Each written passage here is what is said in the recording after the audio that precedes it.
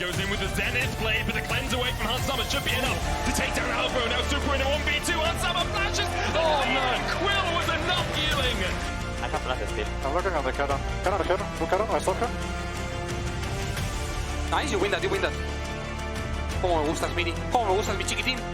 Yeah, look guys, look, I have a good I'm fight gonna here. let them Vex if I can. Nice. It's huge. Look. I still need help. Look on Miri. Guys. Nice. Bro, why they go on me? Welcome back to the LEC and the Analyst desk as MDK strike back in our second game. Dagda and GB, of course, joining me now to break that particular game down. If they don't join us later as we take a look at the draft. He's Drakos. As well. I'm Drakos. Yeah, that's a lot of ego coming from me that I just assumed that you all know who I am. But hopefully everyone saw this draft because I'm going to be honest. I thought Fast 2-0. I thought they were goofing. I thought this didn't make any sense, boys, and I was completely wrong. Let's talk about what Mad Lions Koi brought to the table this time around. Yeah, I mean, the shift from the Corki top, we were kind of talking about it backstage. Eragon had the same epiphany we did, was like, wait, this Corki could get shifted into top side, and I think it was cool to see that adaptation where you actually get that pushing lane, you're able to do some work. But the big question mark for me was the Vex, where I was like, I don't know how this one's going to work out, but honestly, I think Fresskowy kind of converted me. He's some really clutch moments where he prevented big engages, especially from the likes of BB, even having some moments where he was able to bring it back from the brink in some of these team fights. I think Fresskowy had a great game. There was definitely times where I thought this is not going to do anything, and then there came team fights where I was like, oh my god, it's doing everything at the same time. And I think it was a solid pick, and more importantly, I'm super entertained by all these drafts we're actually seeing from MDK. Lula didn't quite work out, but the Corki this time around, with the amount of pressure that he was able to get on that top side, really made this early game from MDK.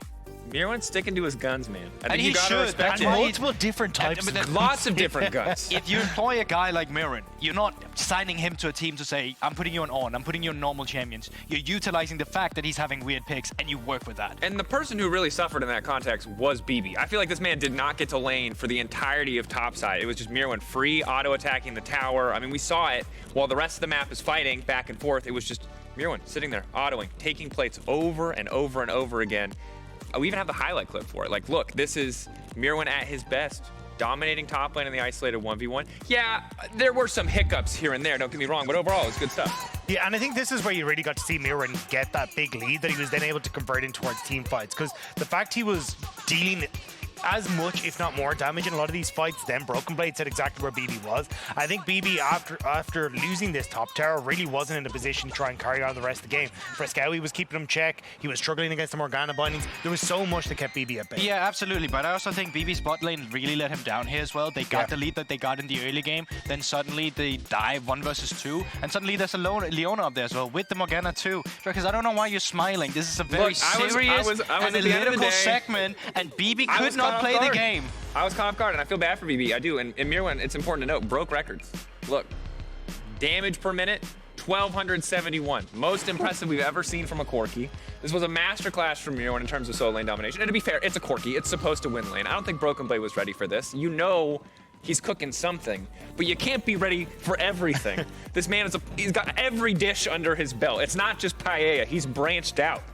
But I also think like there's credit to Myrwn in this regard, but it's also how long do we want to keep this Kennen slam every time as well for G2, because we've seen it 2 times now. Both times as well, it was the pick that was actually suffering the most from being blind picked. Even the Lulu was a good response to it, the Corki as well. So I'm curious to see what BB will have into this, because you don't know what you're going to get. But before we hit the draft, I think it's important to take a look at least a few of those fights, because ultimately it was the fights, right? They were scrappy, they were messy on both sides. But really, when you look back at some of these key highlight moments, MDK kept it together in the final moments to ensure that they could secure their path to victory. MDK kept it together, but it felt like G2 kind of did the exact opposite. Like, this was a very disjointed engage where it felt like Broken Blade was kind of distracted by Fresskowy for a huge amount, and he was a little bit late on the engage. In some of the other team fights as well, it wasn't really team fights. It was, hey, we're going to come in very separated. We're going to have like a TP here. We're going to try and chase this fight. It's opening up into skirmishes. And I think that's where they got a lot of the value. And that's why I want to try and bring it back to the Fresskowy for a second, is like the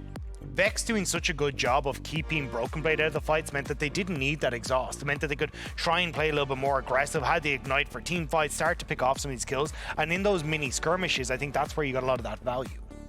And there were 1 or 2 fights where they did still need the exhaust. Yeah, but I think absolutely. in the clutch, for the most part, I think it's a really good point. Like Fresskowy and Myrwn, while we know, and these are the 2 guys we kind of left off of our focus when we took a look at like the summary for the team. Those are the 2 players that didn't come up because we know, hey, Fresskowy didn't have the flashiest. The solo laners on MDK maybe aren't the strongest point, but Myrwn with counterpick has been solid, and Fresskowy an excellent performance on the Vesk as we now get Vlesk, excuse me.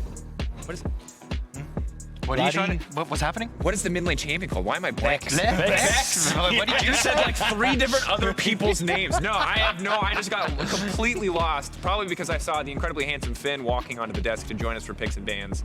Great to be here. BB. Yeah. Thank you for being here and for being incredibly handsome, Finn. Let's talk about it. G2, MDK, Game 3.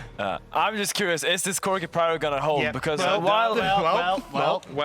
Well, It's banned. Corki's banned. mine. that's true. I was gonna say Kennen, not Corki. My mind slipped there.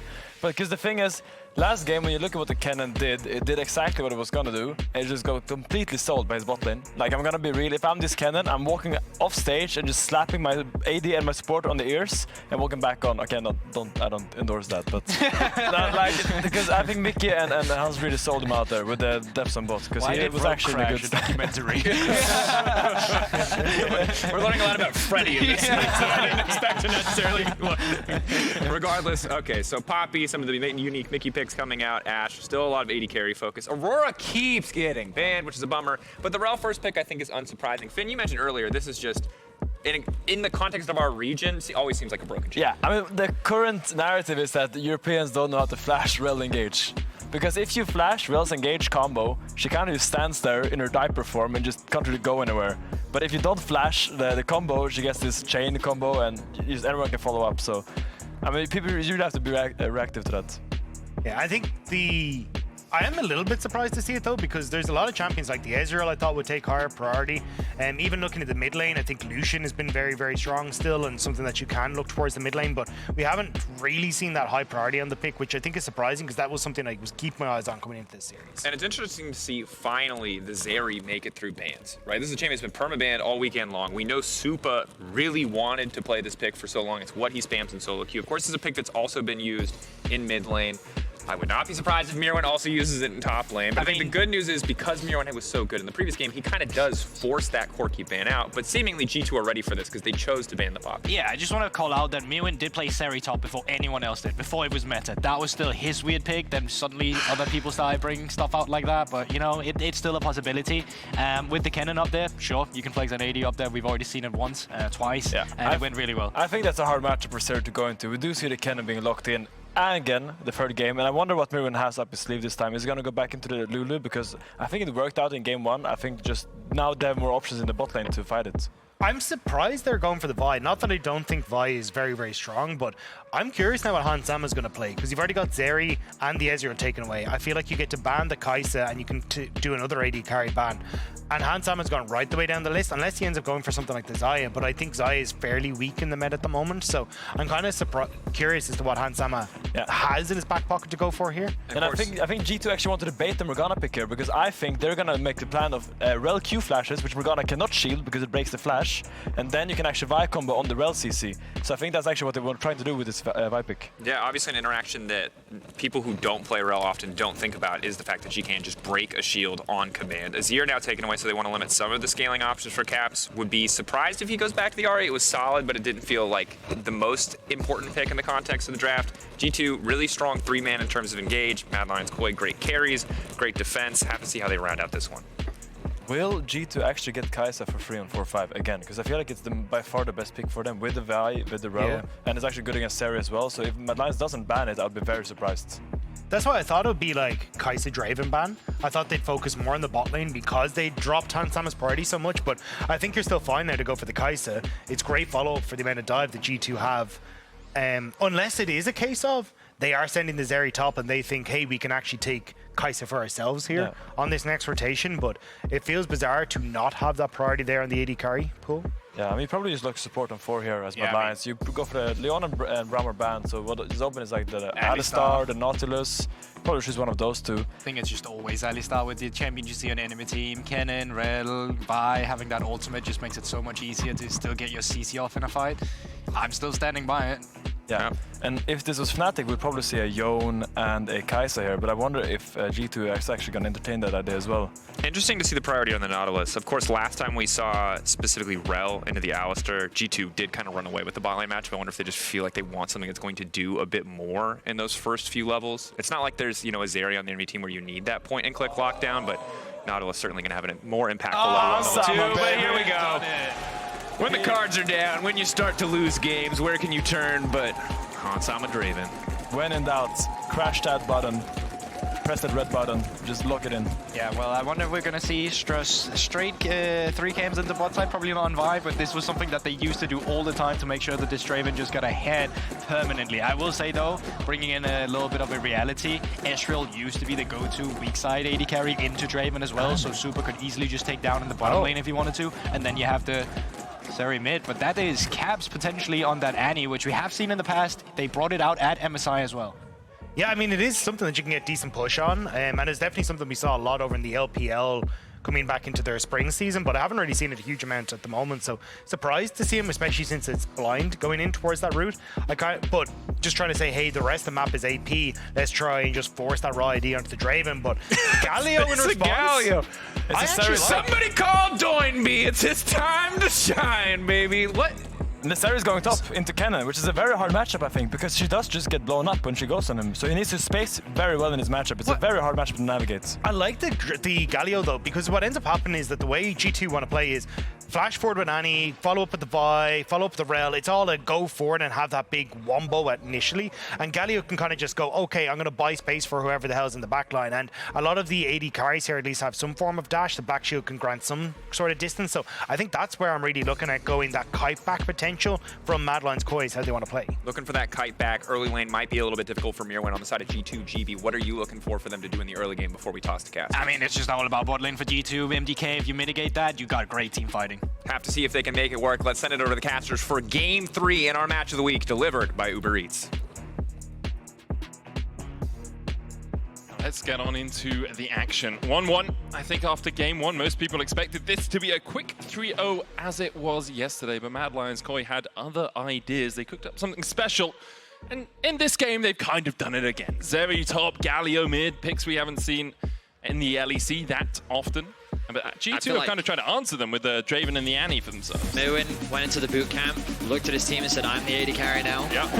And do you think Supa has to add one name alongside Deft on his quote now? Maybe. Because that was a monstrous performance from Myrwn. The analyst desk were talking about it, but just to reinforce, Myrwn's previous game was absolutely crazy. One of the highest. Was it the highest damage? It was the highest in the LEC. Highest Corki in LEC history. History, yeah. So his Corki slapped. Makes a lot of sense why they would ban it away.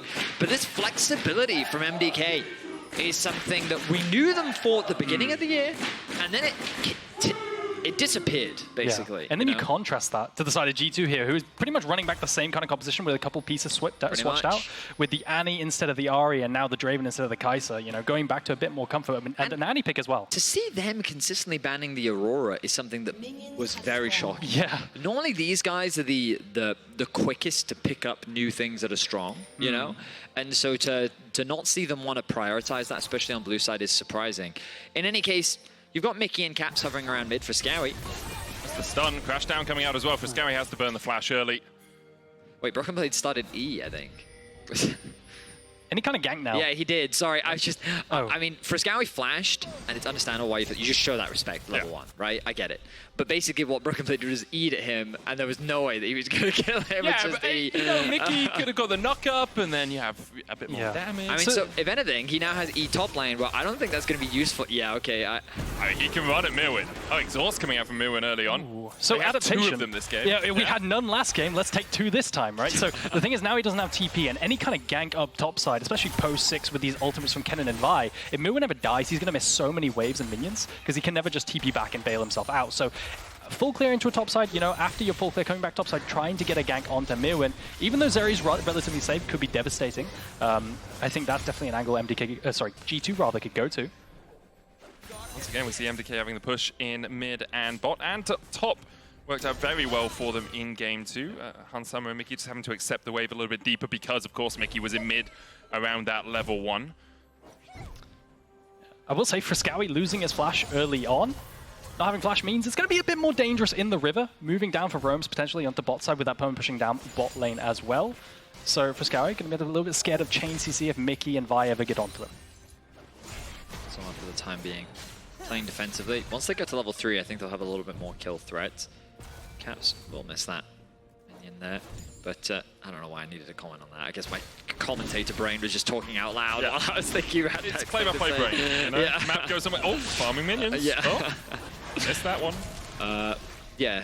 Full clear from both junglers, as you can see. Looks like nothing too crazy happening in terms of the other game. Quick cheetah recall coming out from Myrwn to secure the cult. Means that he's going to be really not in too bad of a situation. That top wave is slowly pushing back towards him, but he won't really lose much off the back. Yeah, when you have TP, talking about those cheetah recalls are more important because you can never just TP back, so getting those recalls in become more valuable. I will say, slight differences to last game is there was no level 1 invade from the Morgana to punish the Vi because your level 1 is a lot weaker when the enemy team have a Draven.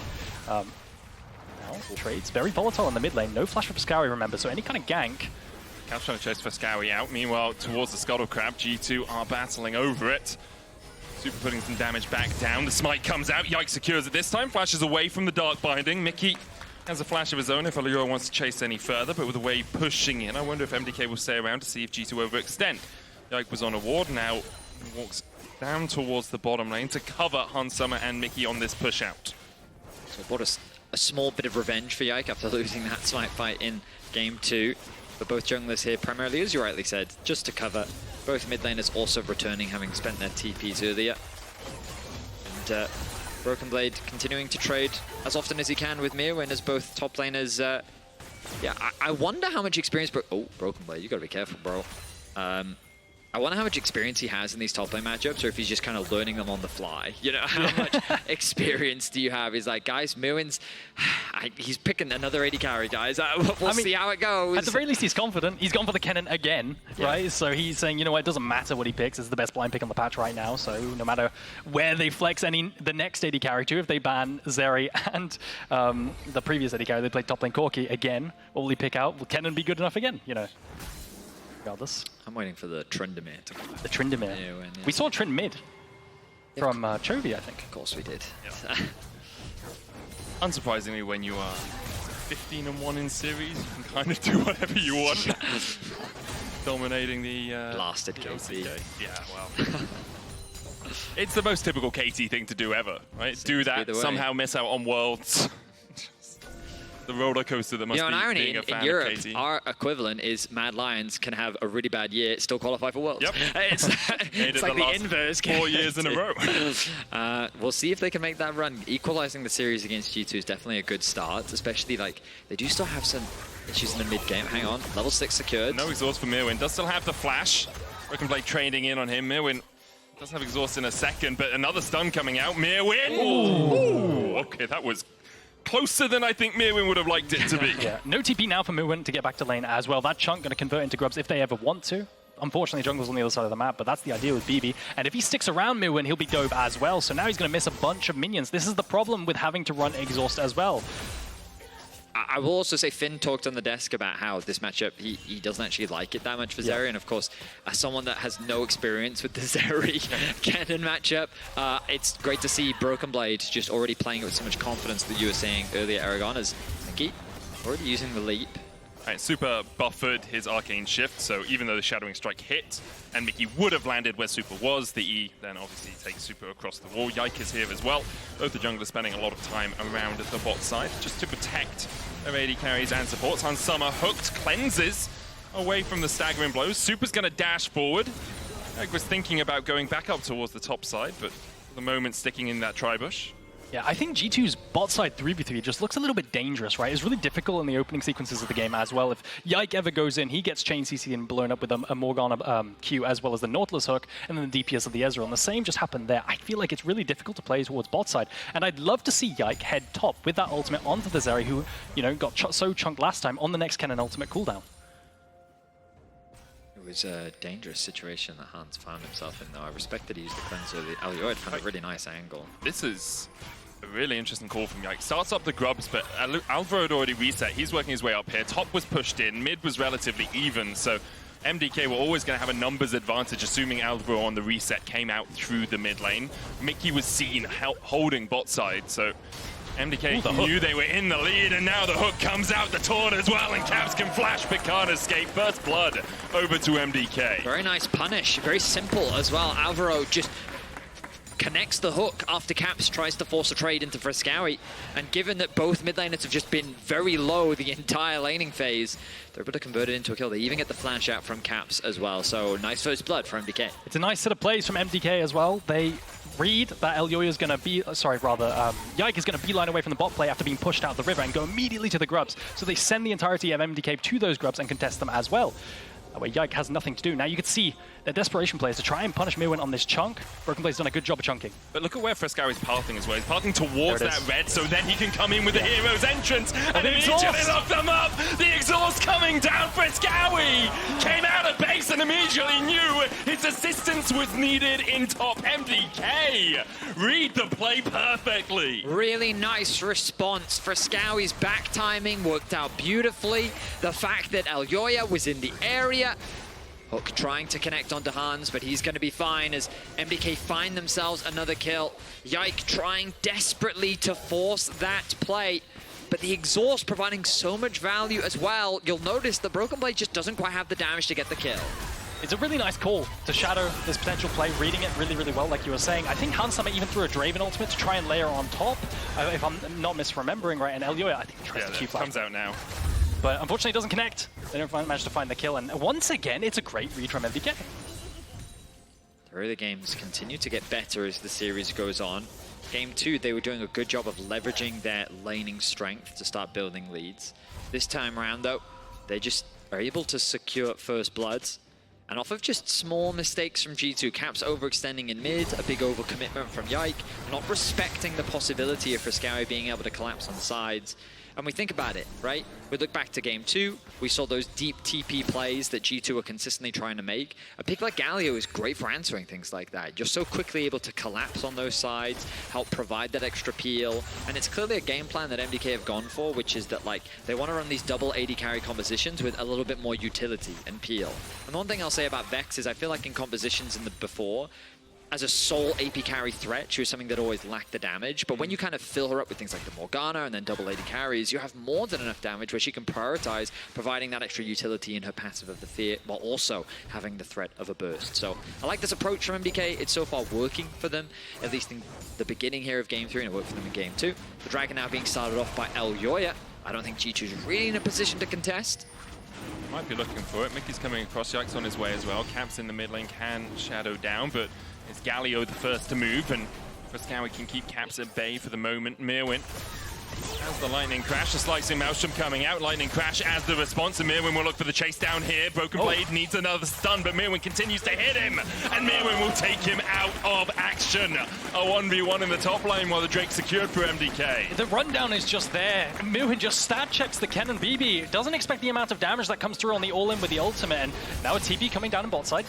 TP behind here as Caps is looking for that flank position. Immediately met with a Dark Binding Magnet Storm in by Mikyx. The shield of Duran looking for the taunt, but a Cease and Desist will knock him out of it. Mikyx down to 200 HP, and the Winds of War have his name on them. It's 2 for MDK. The hero's entrance coming out, knocked back by Hans Summer, who will get one in response. Broken Blade now joining the fray. A 2v3 on the bot side as Supa tries to distract Caps and BB. Shield of Duran for the taunt again. Can't quite clip Caps, but it does get Broken Blade, and with a Dark Binding follow-up, Caps will get another in the end. He's looking for Fresskowy. Can he get the damage down? He's got one, and with Tibbers to help him, perhaps he can look for a little bit more. Another stun coming out. Tibbers doing so much work in this fight. Eats the Dark Binding, and Caps with the red buff picks up the triple. That was a 4-for-4 exchange.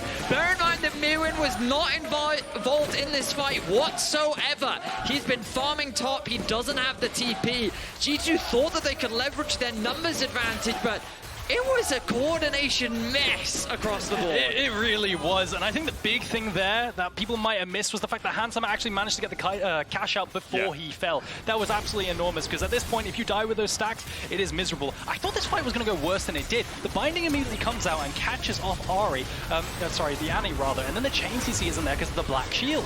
it really looks pretty bad, but Handsummer flashes forward and finishes off a kill. And then the follow-up TP is crucial as well, because Handsummer kind of committing his life once he does get that kill. Now it's a 2 versus 3, and bear in mind this started as a 5 versus 4, but then the taunt doesn't quite connect. Broken Blade is able to, I think he connects the stun hit.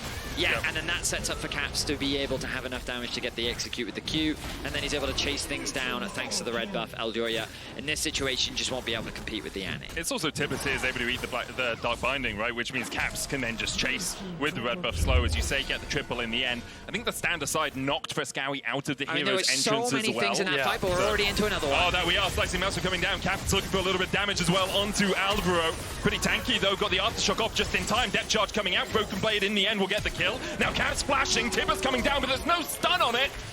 Caps hadn't quite lined up the cooldowns to get the stun down on Supa in time. I think his plan was land the Tibbers, connect the Q, but then the Q wouldn't have been in range, meaning that it just ends up being a flash for flash. Not the worst trade in the world for Caps. Ultimately, though, G2 find themselves another pick, and very quickly this game is deteriorating into a lot of scrappiness across the boards. Who favors that is still up for debate, as Myrwn now looking for a fight. Crash out. Handsummer has Mikyx waiting in the wings. Hex flash forward. Myrwn with a black shield. Dark Binding coming out as well. Mikyx just dashes back to the crash down, and Myrwn should settle himself with a plate out of this. Yike can dash across the wall, but Handsummer's down to half HP, and I'm not sure really you want to go in there. So this upcoming Rift Herald fight, I'm a little bit concerned for G2 because Flash Tibbers is a really big part of your combo with the engage from the Vi, right? And you will have TP up soon for that Rift Herald fight, but I don't think you want to fight it without that Flash, so I'd rather see them potentially opt to cross down bot side, maybe that tier 1 down bot. Maybe that TP is a bit too far away to consider it anyway. Broken Blade slicing Myrwn coming off cooldown in the next 20 seconds or so as well. Mikyx's going to jump away from the extendo beam. And it looks like there won't be a Rift Herald fight, at least in this game today. MDK still have about a 1.8k gold lead. Advantages mostly on Myrwn. He's got 1.1 thousand gold again himself. And again, as you say, he's had a great series so far. The Lulu game, not really much he could do in that one, but on the Corki and now on the Zeri, he is definitely dominating the top side of the map. He's sitting on a lot of gold right now. He needs to go back and spend it soon, but he has his sights set on the tower. That's the flash away from the Shattering Strike there for Mikyx. A window now. Supa. No flash, has the barrier. Will it be enough to survive the onslaught from Handsummer? The answer is an emphatic no. Handsummer gets his second of the game. And that's 607 gold total for Handsummer with his cash out and the kill. This Draven, it can snowball out of control very quickly, and Supa needs to be careful. We've been seeing him get caught out a couple times in this series, with Yike really being the main reason for that, with Mikyx setting his sights on him as well. Alvaro, oh, he may have overextended, doesn't have flash. Look for the hook to terrain. There's the Dark Shield on him, but even with the hook to terrain, he'll get a bit of a reduced cooldown, but he won't have it up in time to escape the clutches of G2. The scoreline now even, 7-7 apiece. It's just overextensions from MDK and G2 using their point-and-click CC extremely well. Now you can see them moving down into bot side, Rell and Vi, potentially fishing for Myrwn, but instead going to turn their sights to the Dragon. I hope that MDK just concede this Dragon. It's not an objective that they have to fight for.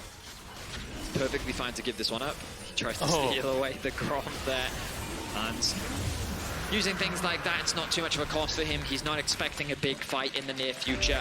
And so it's a cooldown that should come up in time before any major objective. As you can see, Herald is already gone. Next Dragon is still 5 minutes away. Myrwn, though, is becoming this very serious sideline threat. Elyoya with the Herald there to support him. This top tower should fall. Easy secure, given the damage that Myrwn had already done. And MDK still find themselves with a pretty solid 2k gold lead for now.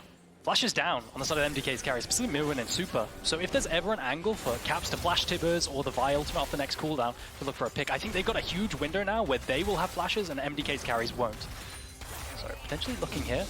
MDK Caps does have TP Myrwn. as well. Yeah, as you say, he does have the TP. No real wards behind MDK for him to get to, as far as I can see. Broken Blade trying to hold this wave. A lightning rush forward, but the Dark Binding coming out. Looks like he has to respect the damage that Myrwn represents. Static Shiv already complete for him, and the Zeal sitting in his inventory. Caps trying to farm up on the top side. He's gone Malignance first. The Hallow Radiance for Fresskowy on the Galio, just more damage in fights. He's mostly a tank this game. Galio does have good base numbers, but predominantly his role is to get into the middle and then just taunt as many people as possible. Yeah, I think they needed another frontliner alongside the Nautilus, so they drafted the Galio in mid to neutralize the Annie as well. It was a smart pick, honestly. Going full tank here, going to be able to play the frontline really well. I will also say that Morgana is a pseudo frontline, and that once she gets the Zonyas, sure. she just wants to kind of dive in, right? And she'll soak up as much damage as she can as well. Regardless, I do think that this game is once again going to be about Supa and Myrwn. Last game, they really clutched up for their team. And right now, they're already kind of set up for success. This Draven is becoming a problem. But I think one of the big dynamic shifts is in the previous game. Finding. Barrage coming out as well. Mikyx will pop the blast cone to escape. Scary stuff there. Yeah, constantly pushing in for this deeper vision as well. Yeah, you can see how scary it is to face check a Morgana. G2 leveraging the fact that they have the push in mid.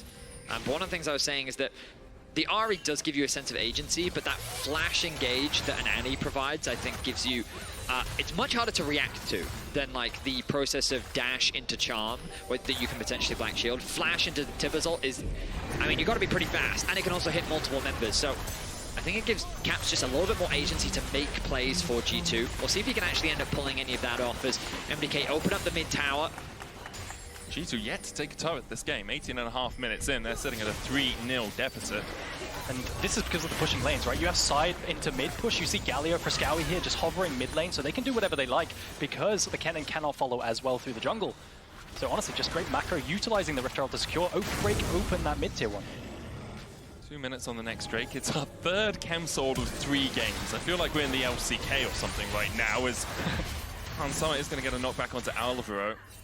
Baron up in a minute's time as well, and with double AD carry, MDK would take it very quickly, but it looks like the fight might have up before then. TP's behind here, Bookblade looking for the flank, he'll be spotted on that control ward, and first off, Caps is down. Hansama needs to open up the slicing mouse, only going to hit onto Alvaro. Meanwhile, on the bottom side, Mikyx is keeping Myrwn at bay, and takes him out basically on his lonesome.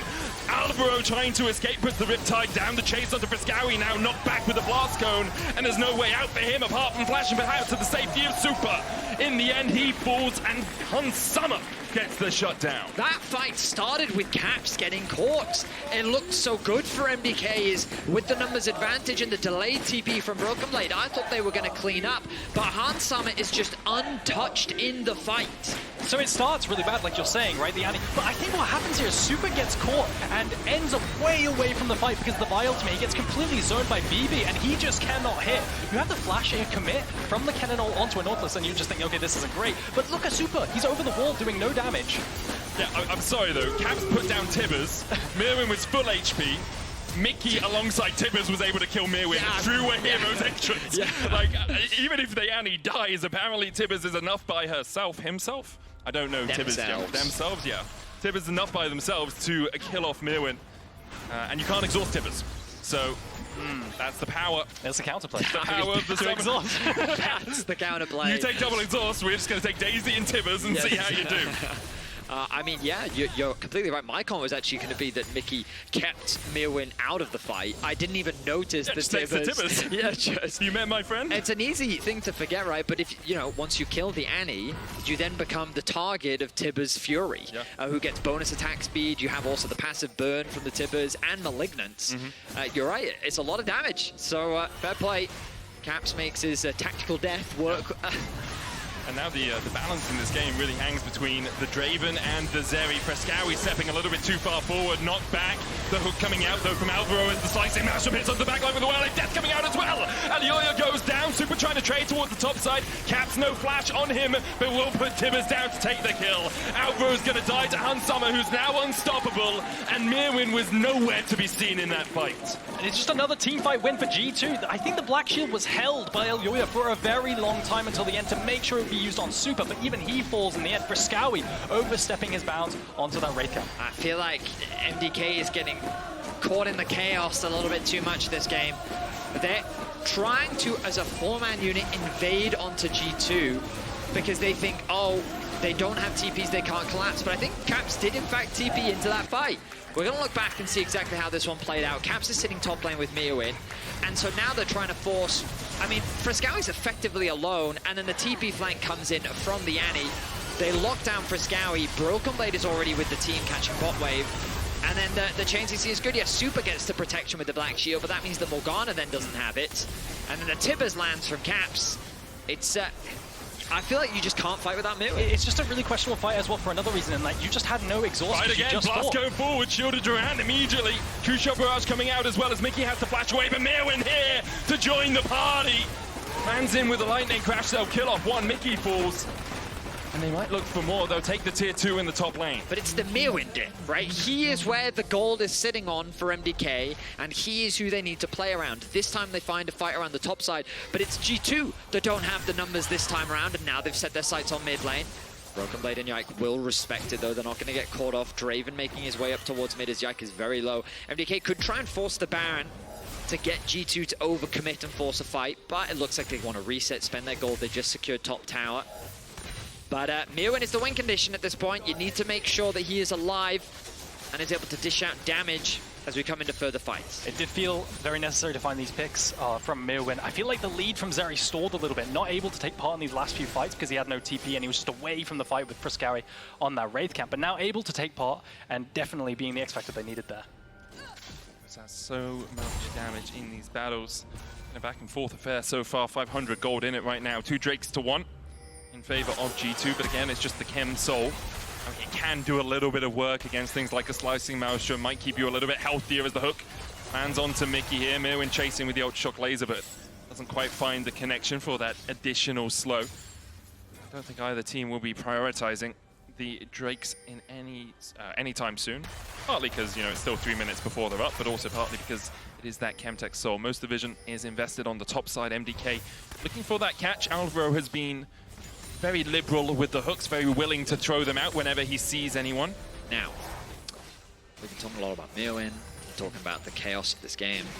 While all that's been happening, we have consistently said, Hansama's gotten a kill, Hansama's gotten a kill. Hansama now has 3 very volatile and dangerous weapons in his inventory, and that's not a tanky comp from MDK. I see very little armor, and I think we're getting another fight.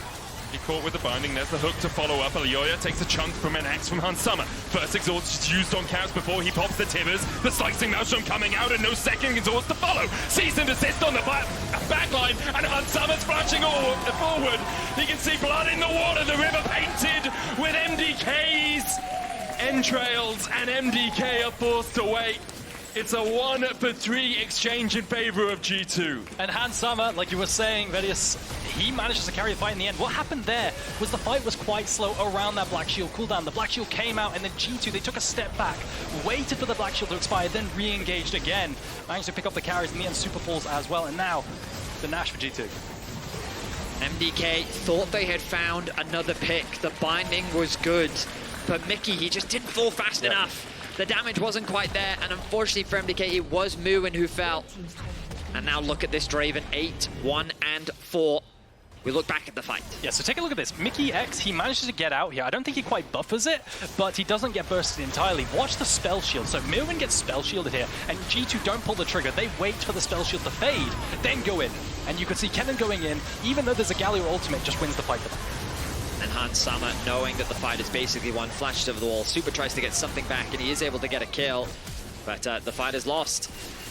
And it's a situation where I think coordination has really been the name of the game here in Game 3, where a lot of these fights are happening with numbers discrepancies, and you're arguing that, well, Fresskowy has the Galio ultimate to be able to provide that PO, but as you saw, Myrwn died. Oh, and immediately they jump in on him again. The CC chain from G2 find their mark.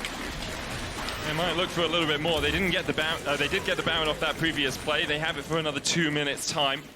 Don't really have the waves pushed in to really utilize it to take tier 2s as of yet.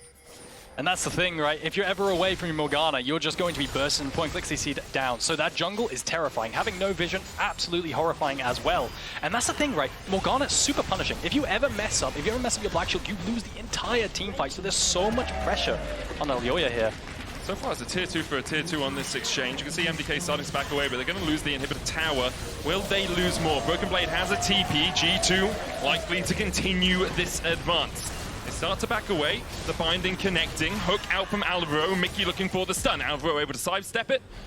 And because of the flank possibility, it looks like G2 have backed off. Mikyx a little bit slower than he'd like. The hook Sneaking around the back, can't They quite should land it. Just be patient. Wait for Broken Blade to siege onto mid. All 5 members of MDK are collapsing onto bots. There's also a Dragon available. Good decisions from G2. TP behind, TP behind. But who? Fresskowy's looking for Galio flank? Yeah. I don't know if I believe this. The unseen Galio is the deadliest Vedi. No, it's not. He's looking to dance around him. Looking to find something special. Hook wide. Fresskowy going for that Mega Blast Cone. To the pit, a possibility. Teaming up with MDK. Shielded Duran coming out. Fresskowy's found nothing yet, and I think perhaps his hype is short-lived and overdone. There's Alvaro on that front line. Caps looking for the Sun. Lands it. Fresskowy still flanking. There's the Tibbers down. Alvaro down to half HP. Mikyx looking for the Magnet Storm. The shielded Duran to flank. The unseen Galio truly is the deadliest. But it is enough for MDK. The hero's entrance from Fresskowy buys them a second. So far they found 2 in the fight with the slicing maelstrom coming out from Broken Blade. Is he going to be locked up enough in time? Hansama still alive, but Broken Blade still basically full HP and now in a 2v3. BB and Hansama have to do what Myrwn and Supa did in game 2. Broken Blade looking for the Sun, quite can't land the damage onto Supa. Shielded Durand. The lightning rushes, gets him out, and Hansama steps forward, realizes he can't help out his top much longer, and starts to back away. Elyoya looking for something across the wall. Fresskowy still on the chase. Hansama trying to get away. Caps up in 15, but the stun lands. So does the cleanse. Dark binding. Oh, the auto was that from Fresskowy, or did Hansama get it up in time? It was Hans, as you say. Caps up in 5. Elyoya is still looking for the flank position here. MDK needs to not overcommit to this. It's smart. Supa goes back to base. Ultimately, a one-team fight. You know what? You were right. The Galio flank ended up paying off for MDK. Myrwn is finding it hard to live in these fights, but Supa's getting to a point now where his damage is something that is difficult to deal with for G2 just because of the range that he gets to play around with. Look at this initial engage. It's hard for G2 to really lock them down, and then the flank comes in from Fresskowy, and crucially, he gets multiple backline members, and they're able to melt Caps right from the start. So the reason why they're forcing this so hard on G2 is because those exhausts are about 30 seconds away from being on cooldown. They're fighting against no exhausts, and Kennen thrives in these kinds of fights, even chasing into these chokes. But another engage comes out. Yike going in, immediately locked up. There's the dredge line as well into the binding. Shadowing strike on Alvaro will get the stun. Depth charge, Yike dodging to the side, but goes back in with the season assist and falls to Elyoya. Broken Blade on the front line now, pokes the slicing maelstrom and flashes away. The Magnet Storm in by Mikyx, but G2 are all out of rears. MDK have found 2 already, and with the lightning crashing down, Myrwn's looking to strike twice. Hansama flashes away from the Ultra Shock laser. Tibbers doing enough work on the backline to almost kill off Alvaro, but MDK have got their prize from this. Maybe they want a little bit extra at the end. Ultra Shock laser dodged, but Myrwn on the flank means that I don't think Caps is getting away from this when Myrwn dashes across the wall, and Caps will fall to MDK. So the engage comes out from Yike, but there's no Caps to layer onto it, and it's also onto Alvaro's Nautilus. So the damage is there, but it doesn't quite finish off. You could see the Kennen also tries to finish off the Naut as well, so in the end, it's all tools expended for the wrong target. It's, again, coordination. Look at the mini-map. Where is Annie? The Kennen TP is coming in, but Yike is committing to this fight into 3 members, and the chain CC is good from MDK. They can just leverage their range, take their time, and play out this fight patiently. Then Caps finally arrives, but at this point, the disengage is already coming through from G2. Broken Blade doesn't want to commit to the fight anymore. Draven is forced to retreat, and Caps are then just left isolated on the backline. That tip is almost was able to, at the very least, secure a kill, but it wasn't quite enough. And it's the same criticism on both sides, where they're trying to force these plays. There wasn't any objective on the map to even fight for, and the coordination just hasn't been there. And I wonder if it was like, you know, Morgana's not quite here yet. Maybe we can make a quick play before Morgana joins and we can pop the AD carry, but it doesn't quite connect because Yike gets CC'd. Now, Morty is crucially picked up from Myrwn. It's going to be even harder to burst him down with that Kennen ult over the top, and there's more posturing around the Fog of War around the Nash. Myrwn. Caps is going to move towards the top lane to push it out. The Baron begun by MDK. No vision, as you say, for G2. Mikyx's the one to face check.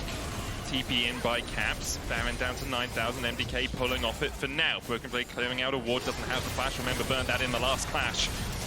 Hansama trying to put the damage down onto Alvaro. Has 3 items complete alongside the last Whisper. Broken Blade slicing out from back up. Mikyx has the Magnet Storm as well. Ultimate's basically up across the board. But Myrwn still has that exhaust, as does Alvaro. See how well they can deal with the threat that is Caps, that is Broken Blade. G2 have forced them off for now. They don't know, though. They don't have the vision in place. Caps. And they don't have the wards either. There's no control wards, and Mikyx has no wards of his own. So they can't actually leave any remaining vision there, apart from with their far side alterations. Mikyx likely to reset now, go get those wards, and then come back out to try and gain control over that Baron area. G2 playing well with the Baron dance, utilizing Mikyx's ability on this Rell to buffer CC and face check. Going to come on the map with the wards like you highlighted, Medic, and it's going to be the exact same thing around this Dragon. Second Dragon for MDK and behind for G2. This Galio has been seen. You have to think Broken Blade is nearby. When you TP on a control ward, it is visible to the enemy team. Caps a little bit overextended, flashes forward, they go for Myrwn, but he missed, as you say! And Caps is made to pay the price. Supa and Myrwn are having a field day here. Cease and desist. Anything you wanted to do, G2, even with a slicing maelstrom on the backline, Broken Blade can't do enough to take down Supa. MDK will wipe them off the rift, and it's looking like a 2-1 to Mad Lions Koi. And Caps, he gets caught in the middle here. Another TP flank from Fresskowy makes it incredibly hard to play. He gets caught, he gets pinned, and he tried to flash forward to make the savior play, but he can't quite connect. And there, when you don't land your wombo combo with the engages, with the Rell layering on top of the Vi ultimate, the Kennen ultimate, and the ultimate, it's not enough. They lose the team fight and now the base. I wonder if they can actually look to end the game here. There's still relatively long death time as Caps is going to be up in 10 seconds. MDK is going to go for it. Alvaro can just tank it, and you have the 3 grubs to help you out. Mikyx there for the stun.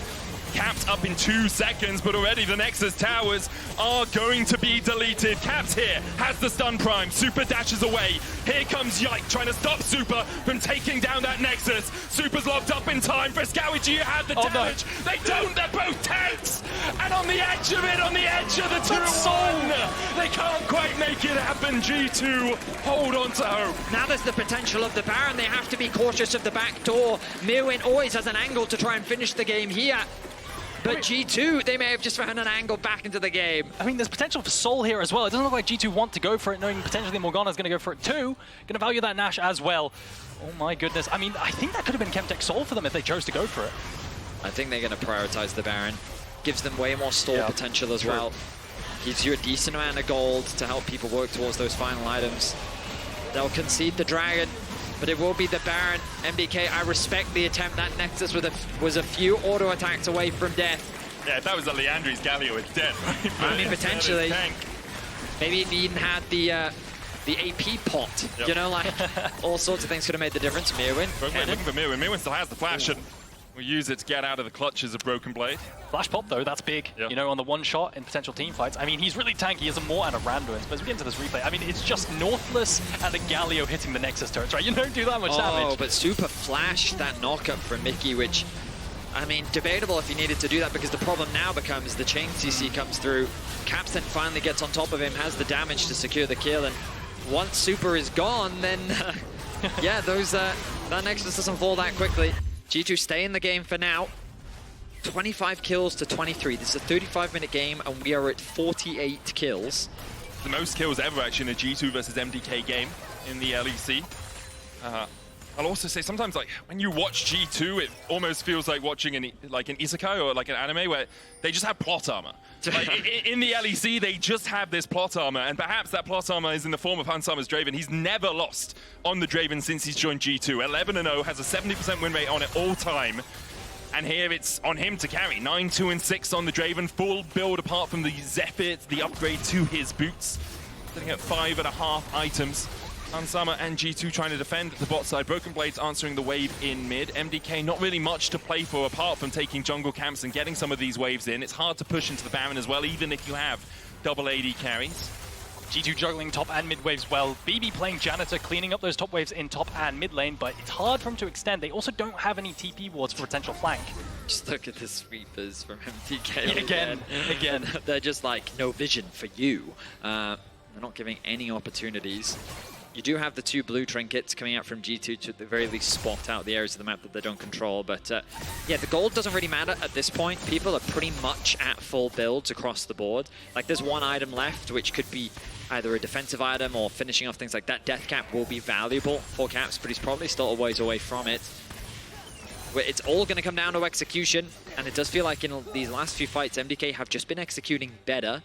G2 are going to have to really focus on their good target selection to be able to win out on this fight. Feels like if Hansama gets a little bit of time to open up in a fight, he should be able to shred, right? He is full build now with the Zephyr complete. Supa's still got that Hex Drinker sitting in his inventory, looking for the more of Malmortius, but Myrwn Randuin's for a little bit of extra tankiness because he has been the priority target for G2 in these last few battles. Wards coming around here. You can see Mikyx pinging them as well. Just in case a fight ever appears in the mid lane, there can be a flank from Kennen here. I mean, it all hinges on that, right? Can G2 find the engage, layering the CC and playing around the Black Shield? What we saw, and what we see pretty often, is engaging straight onto the Morgana, instead catching them off guard, rather than onto the AD carry and just popping her if possible. Elyoya now has the Zhonyas though, so it gives him that little extra degree of safety. As you say, the Banshee's also there. Mikyx steps into a binding. Walks through mid. True Shot Barrage coming out as well, and Mikyx should be fine. He's got the Warmogs. He went Trailblazer first, something we used to see a lot more on supports. Now, Warmogs obviously a little bit harder to get the activation on. If you get it second, you automatically have the activation. He'll back, likely just going to pick up a control ward and replenish his supply of normal wards. The wave in bot miles away from this tower, so MDK are more playing for positional control rather than any threats to this tier 2. We'll say props to G2 though. Juggling those super minions whilst also defending a tier 2 down in bot side is really difficult to do. And the inhib's up in 5 seconds, as you can see on the bottom right corner of your screen. So that inhib will be back up. 2 minutes on the Baron, a minute on Soul for G2. That Chem Soul a possibility. MDK would be their 3rd Drake of the game. And a much closer series. So over the last couple of games, I think any of us expected from game 1. MDK have played the map well, they've played the early game well, and here it really comes down to I worry that this game really just has been about chaos. Oh, yeah. And, I mean, ultimately, like, regardless of the macro, we've just seen a lot of 4v5s, 3v4s, and it's just been a scrap and a skirmish, and ultimately, like, some games devolve into that, and it's about who can survive that chaos. We're in the late game stages, and ultimately it's going to come down to single-player execution. Who can find the miracle play? Who can be the one to make that magic happen? Summoners up across the board, hook connects. Keep the Q. And again with the Rell. MDK have been spamming this ward at the bottom of the screen though. There've been so many pings on it. It's such a good position for Fresskowy to flank if he wants to do his Secret Agent Galio impression once again, his 007. The name's Fresskowy. James Fresskowy, I guess. I could have just stopped, but no, that's fine. The name's Cowie, Fresskowy, I guess. That's the Drake begun hit for MDK. I will say, one thing about having 5 sweepers is that you have no blue trinket, and that can be quite scary if the enemy team's already on the objective, because you can't face check, right? You have to use your bodies to face check rather than a ward. So that could be an angle G2 leverage if the enemy team is forced to face check into you. Hook landing onto Mikyx, no shadowing strike for him. The binding coming down as well. Hansama trying to open up on Alvaro. Mikyx on the wrong side of the wall, and MDK have already got their first of the break.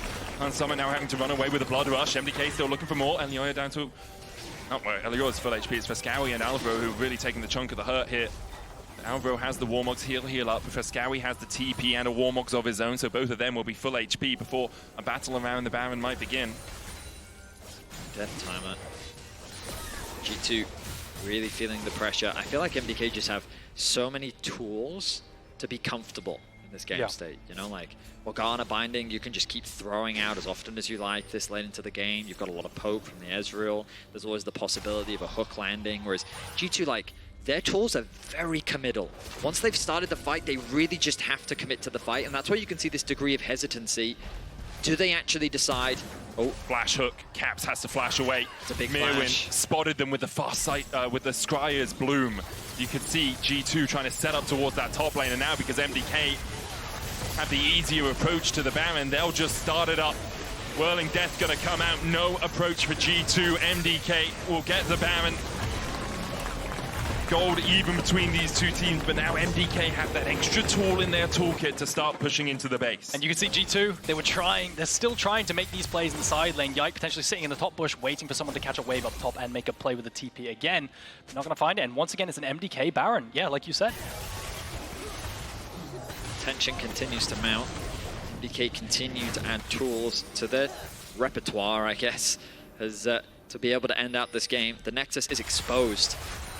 They don't need much, they just need enough to round out this game and go to match point. And it's so difficult for G2, I feel like, because Mikyx specifically, he has to play frontline continuously and make sure he plays on the edge where he's not quite dying but taking damage. Supa, he's been spotted.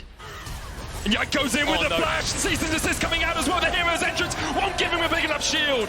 G2 find one. Mikyx looking for the flank as well. He can go in. Has that Magnus Storm available. Fresskowy on the front line. He'll fall too. G2 are looking for more. There's Tibbers. Myrwn and Elyoya, the last two men standing. But Myrwn can really open up. And Elyoya still basically full HP. He lands the binding. And now it ends up in a 2v2. Hansama has 6 items, a flash and a cleanse.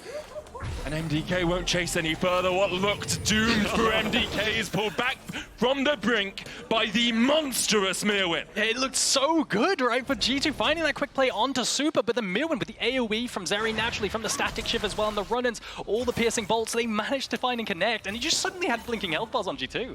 Let's look back at this. So Supa gets spotted out by this plant right here. And so G2, they find this pocket of vision, and Supa, he just can't react in time. The shields melt away, so much thrown onto him, but you've got to remember that that was 3 ultimates used on him, or 2 ultimates, because then the Tibbers comes out a little bit later. And as you rightly said, it looks like G2's going to clean up here, but Myrwn's ultimate is just shredding the backline. As well. The Morgana pool on the floor as well. It quickly turns in a 5 versus 3, down to a 2 versus 2. And Myrwn shows that, yeah, no, you're not going to win the game that easily, G2. Credit to Elyoya as well. Soul Shackles in that choke point, hits the binding at the end. He's got, I think he has the Rylai's as well, if I remember. No, it's Caps who has Rylai's, but he has so much power in that small choke point. Does a really good job of suffocating G2 out as they try and step forward. Game's still basically even between these two teams. Not really seeing more items completed, as you say, Vedi, because everyone's full build. MDK now trying to push in for this inhib. Took it once before. Fresskowy in the mid lane has the hero's entrance. Flash is available as well. Mikyx going to jump away here. Is rooted up for a second. True Shot Barrage going wide. Summoners. Hansama has flash cleanse. Broken Blade has the flash. Supa has a flash, as does Myrwn. Those are the 2 important targets. Alvaro down to half HP though, and Hansama sinks an axe in his back and sends him packing. Now Hansama with the Bloodthirster can really open up. He's got a Mortal Reminder now as well. Switched his itemization around a little bit to try and reduce the healing coming out from MDK. They're going to chase a little bit further. TP out by Fresskowy. TP in by Broken Blade. Trying to answer it.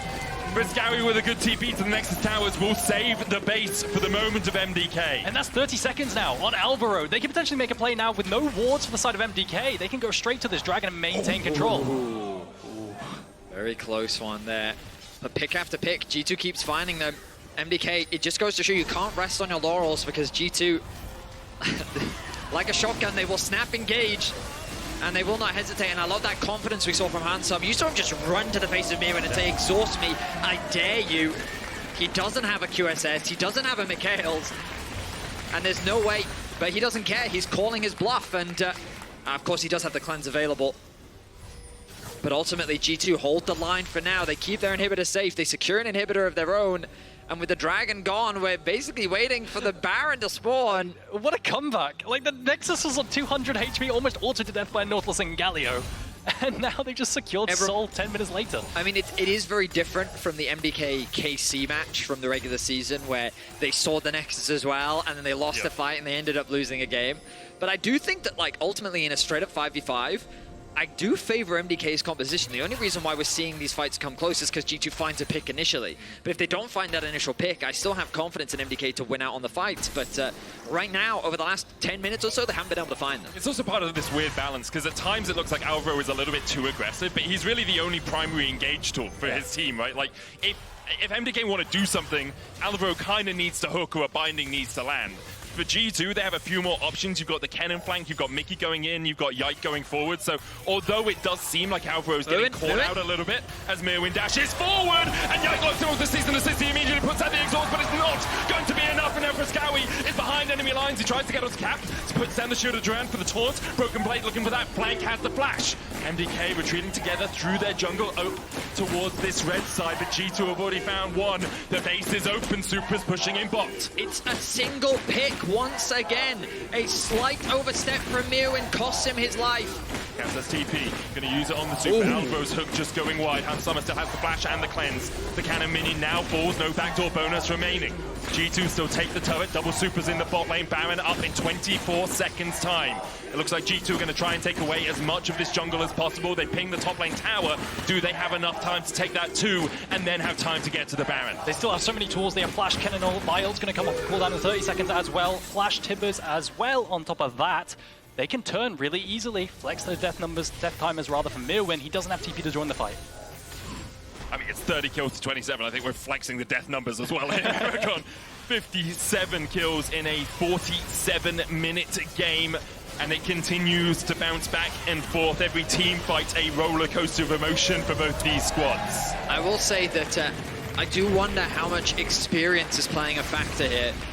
You've got to remember that G2 is a roster full of veterans, Yike being the newest addition, whereas MDK, a roster full of rookies in the beginning of this year. In a game state like this, when you've really got to be calm, be mindful of your positioning, be wary of the flanks. MDK has been caught 3 times back-to-back now that have just slowly given G2 more and more control back over the map. And the reality is you just cannot E forward on Zeri in the middle of mid lane like that onto the enemy side when you don't have vision of all the bushes around you. Myrwn just getting caught there. He has so much of the carry potential in gold that the second he dies, you know, anyone dies at this point, it's a disaster. You know, it's I've been watching a lot of chess recently. I don't know why, but sometimes I go down these rabbit holes. And one of the interesting things that these grandmasters talk about is that even though it looks like a draw, sometimes it's still worth playing it out, because even if it's on the onus of the other player to have to win the game, they can make mistakes. Exactly, and that's the thing. And so constantly keeping this pressure up and finding those situations, and that's why I think MDK is struggling, finding that avenue to actually win out on the game. But now the Baron buff, it's G2 that are the aggressors.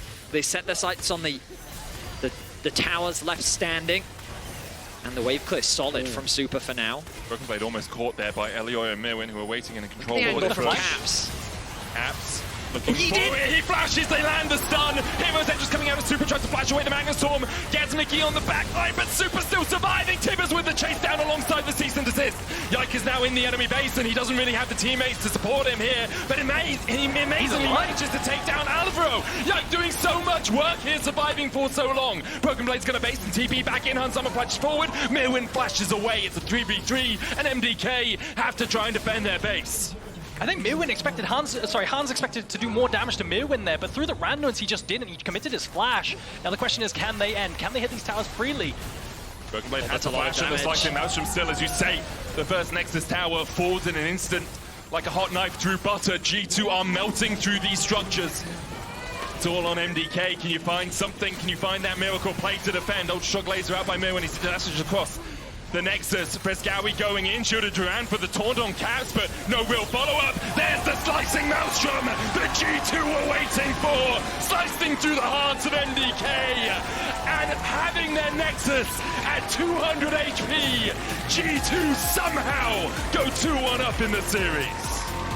Excellent resilience from G2.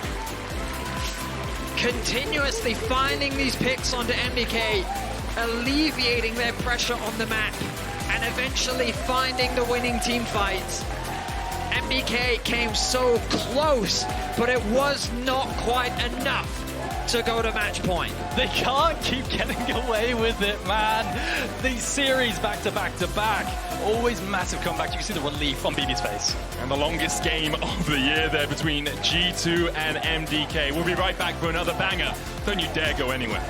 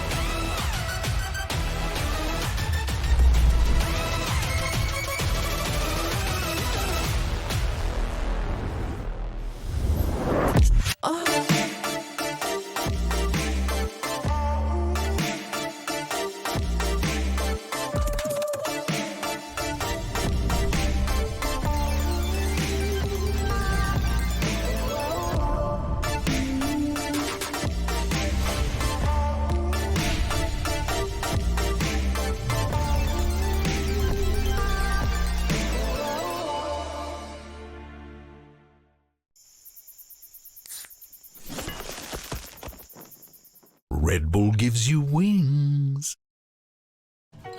Can't believe we lost to NA. We'll be fine. Yeah, we always are. Yeah. Psst, Pedro, do you and Law want to go on a legendary adventure with Marriott Bonvoy? Just go ahead and press that button. Over 30 hotel brands, 10,000 global destinations, over 8,000 hotels worldwide. Where can we take you? Oh, it's Berlin. Let's go. Marriott Bonvoy. Unlock exclusive member rates and legendary benefits across over 30 hotel brands worldwide. Sign up today for free and claim your Masterwork chest and key.